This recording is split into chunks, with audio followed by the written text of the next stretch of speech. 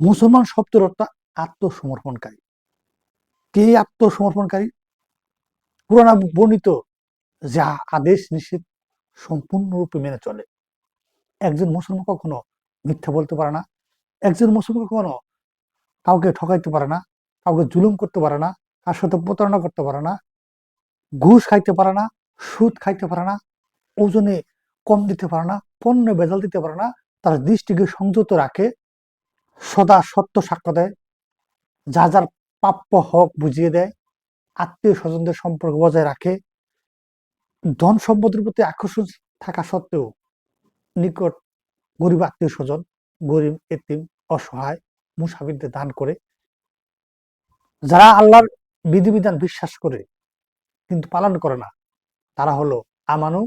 এই আমানুকে মুসলমান না হইয়া মৃত্যুবরণ করতে না করছে।